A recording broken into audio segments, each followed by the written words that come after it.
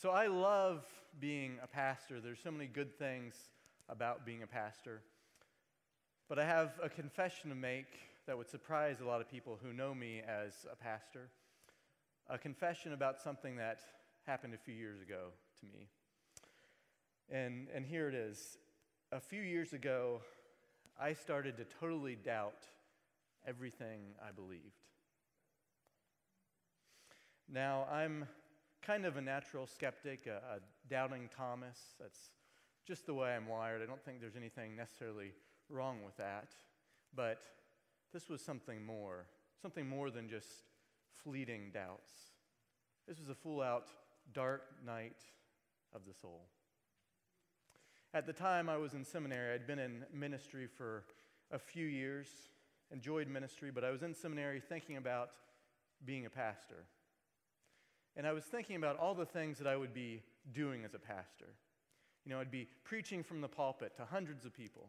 I'd be counseling people in life and death situations.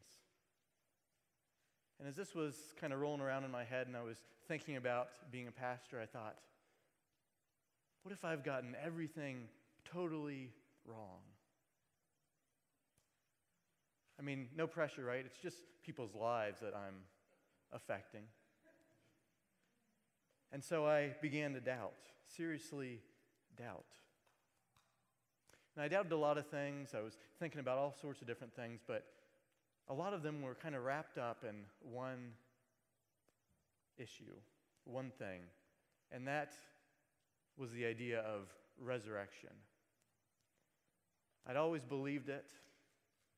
I always thought that that was the central proclamation of my faith, that Christ is risen. But I thought, is that really true? Did it really happen? And so for the next few months, I began to grapple with this and think about this, to reflect on this. You know, I felt like David pouring out his soul before God, or Jacob wrestling with God. And so I doubted. I doubted.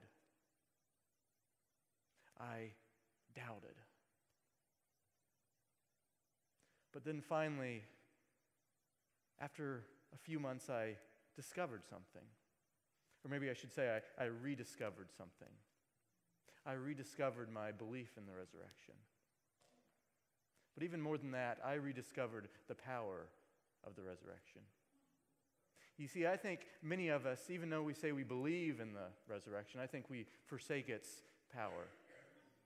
And there's good reason for that. I mean, we all know the resurrection story, right? I mean, it's like second nature. We've heard it 1,000 times. You know, it's almost predictable to us now. Jesus was crucified, and then 3 days later, he was raised from the dead. Right? You know, we just know it intuitively as Christians and as pastors.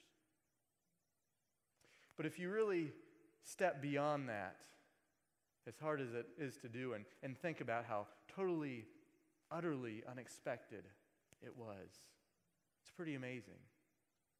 I mean, here was this Messiah, and he was executed by the most powerful government in the world. And his movement was wiped out just like that. His followers were holed up, locked behind closed doors, totally hopeless. And then we get this story that Christ is risen. Jesus has been raised from the dead. It's an amazing story. But I wonder, how many of us feel like those disciples? How many of us, on more days than we would like to admit, feel hopeless? You know, we hear all this talk about the death of the church. We're told the church is dying. We're serving in churches that sometimes feel like they're falling apart. They're aging. And we feel hopeless, like those disciples. But then we remember that the God we serve is a God that can take that death and bring about new life from that.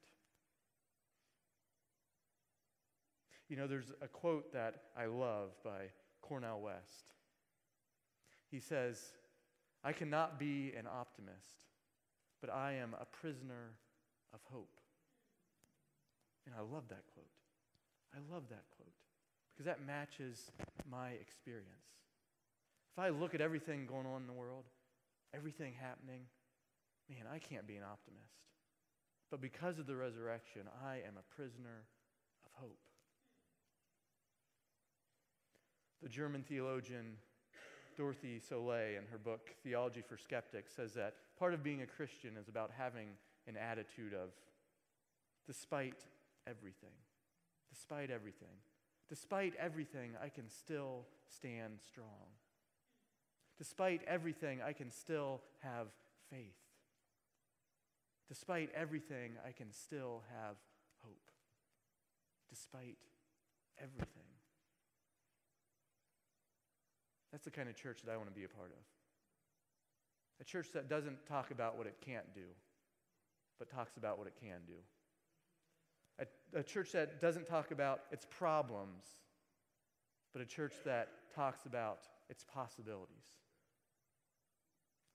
But I think to truly have that mindset, to truly live into the call that God has for us collectively, we need to begin to rediscover the power of the resurrection. Amen? Amen. Thanks.